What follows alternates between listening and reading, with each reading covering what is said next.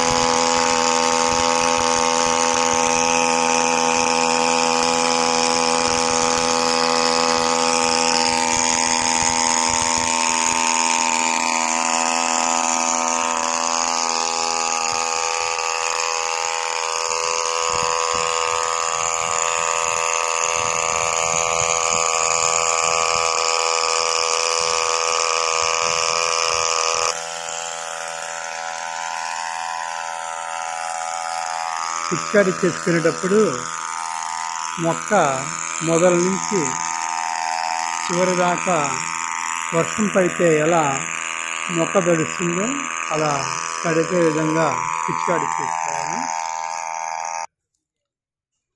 కల్పవృక్ష మరియు ధరణి. ఈ కల్పవృక్ష అసలు ఈ రెండు కలిపి ఎందుకు పిచికారీ చేసామో చెప్తాను. ఫంగల్ డిసీజు, మునగలో వచ్చే బ్యాక్టీరియల్ డిసీజు రాకుండా నివారణ చేయటానికి, వచ్చిన క్యూర్ చేయటానికి ఈ రెండు కాంబినేషన్ వాడతాము. మరియు గ్రోత్ రావటానికి, మొక్క గ్రోత్ రావటానికి మరియు పూతాపిందె రావటానికి, ఫ్లవరింగ్ రావటానికి ఈ రెండు కలిపి పిచికారీ చేయటం జరిగింది. ఈ కల్పవృక్ష వచ్చేసి మీకు 3 రకాలుగా పనిచేస్తుంది.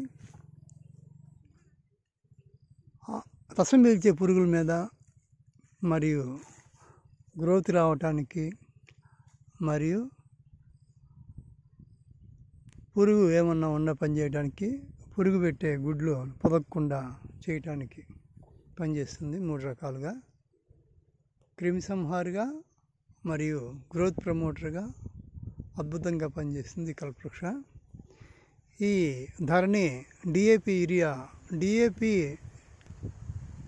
వేస్తే ఎంత ప్రయోజనమో ఆ విధంగా ప్రయోజనం కలిగించింది. అందుకనే ఈ రెండు కాంబినేషను ఇప్పుడు పిచికారీ చేయడం జరిగింది. ఈ మునగ రకం వచ్చేసి PKM1. దీన్ని ఆకుని పూర్తి స్థాయిలో ఈ ఆకుని ఎక్స్పోర్ట్ చేయడానికి, కూరల్లో ఉపయోగించుకోవడానికి, మునగ ఆకు పొడిని తయారు చేసుకోవడానికి ఉపయోగిస్తారు. రైతు వచ్చేసి విశ్వనాథపురం దగ్గర గాలయ్య అనే రైతు. ఈ విశ్వనాథపురం అనేది త్రిపురాంతకం దగ్గర ఉండేది, ప్రకాశం జిల్లా. ఈ మునగ పంటని పూర్తిగా సేంద్రియ వ్యవసాయ పద్ధతిలో సాగు చేస్తున్నారు. ఇప్పటిదాకా కేవలం వేపగింజల కషాయము మరియు కల్పవృక్ష. ఇప్పుడు ఇది 3వసారి కల్పవృక్ష మరియు ధరణి పిచికారీ చేయడం జరుగుతుంది. సేంద్రియ వ్యవసాయ పద్ధతిలో జీవనెరువులు ఉపయోగించి కల్పవృక్ష, వేపగింజల కషాయం, ద్రవ జీవనెరువులు ఉపయోగించి పిచికారీ చేసుకున్నట్లయితే, భూమిలో జీవనెరువులు వాడినట్లయితే ప్రధానంగా ఏమైతే సమస్యలు ఉన్నాయో అవన్నీ రాకుండా ఉంటాయి. పండుగ సమస్య ప్రధానంగా రైతు సోదరుల దగ్గర నుంచి మాకు ఫోన్ కాల్స్ వస్తున్నాయి. ఈ పండుగ అసలు రానే రాదు. ఈ పద్ధతిలో మీరు వ్యవసాయం చేసుకుంటే జీవనెరువులు వచ్చేసి జీవసేంద్రియ వారు సప్లై చేసిన జీవనెరువులు ఉపయోగించడం జరిగింది. అది వచ్చేసి అజోస్పెల్లము మరియు ప్రటూరియా అర్నేసియా, బాసిల్లస్ మెగాటేరియం మరియు మైకోరాజా 4 రకాల జీవనెరువులు 1 ఎకరానికి 15 కేజీల చొప్పున 500 కేజీల పశువుల ఎరువులతో కలిపి పిచికారీ చేయడం జరిగింది. భూమిలో వేయటం జరిగింది. పిచికారీ వచ్చేసి వేపగింజల కషాయము, కల్పవృక్ష, ఈ ధరణి డిఐపి లాగా పనిచేసే ధరణి పిచికారీ చేయడం జరిగింది. మీరు పూర్తిగా ఎక్స్పోర్ట్ క్వాలిటీ రావాలంటే ఈ మునగ ఖచ్చితంగా సేంద్రియ వ్యవసాయ పద్ధతిలోనే సాగు చేసుకోవాలి. అప్పుడే మునగలో ఉండే పోషక విలువలు కాపాడుకోవచ్చు. తర్వాత మీరు ల్యాబ్కి టెస్ట్కి పంపించినా కూడా కెమికల్ ఏమీ ట్రేస్ కాదు, విష పదార్థాలు ఏమీ ట్రేస్ కావు, పోషక విలువలు రక్షించబడతాయి. మీకు చాలా యూనివర్సిటీల్లో ఇప్పుడు పోషక విలువలు ఎంత ఉన్నాయో నిర్ధారించడానికి ప్రయోగశాలలో ఉన్నాయి. మేము వచ్చేసి తిరుపతి దగ్గర పద్మావతి యూనివర్సిటీ దగ్గర టెస్ట్ చేస్తాము. మళ్ళీ 1 వారం తర్వాత మళ్ళీ పంట పొలానికి వచ్చి ఏ మార్పులు వచ్చినా పిచికారీ చేసిన తర్వాత మీకు ఎక్స్ప్లెయిన్ చేయడం జరుగుతుంది. కల్పవృక్ష మరియు ధరణి సేంద్రియ వ్యవసాయ పద్ధతిలో సాగు చేసుకోండి. తక్కువ ఖర్చుతో మంచి దిగుబడులు సాధించుకోండి. పోషక విలువలు కాపాడబడతాయి. రైతుకి భూమికి మంచిది. ఈ ఆహారం తినేవారికి కూడా మంచి జరుగుతుంది. జై సేవ సేంద్రియ, జై జీవనెరువులు, జై సేంద్రియ వ్యవసాయం.